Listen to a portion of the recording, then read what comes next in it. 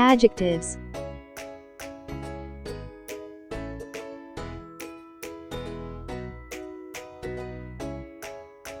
An adjective may be used to compare two or more persons or things with regard to one particular quality. John is a clever boy. Jeff is cleverer than John. Saad is the cleverest boy in the class.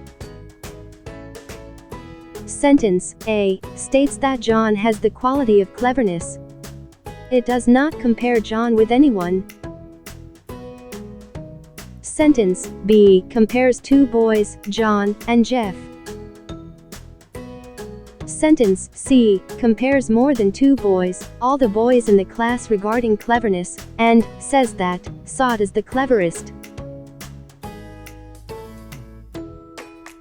When we use adjectives to compare persons or things in this way, it is said that we are using degrees of comparison.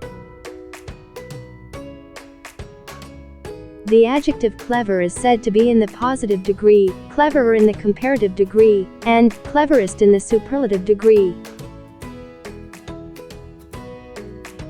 The comparative degree is usually formed by adding er, and the superlative by adding est to the positive, such as short, shorter, shortest.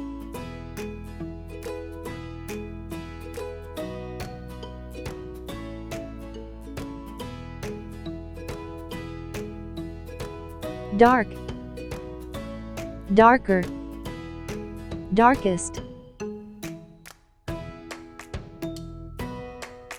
We have to use completely different words as the comparative forms, such as good, better, best, bad, worse,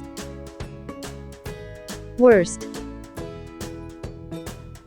Some comparative and superlative degrees are formed by using more and most before the positive.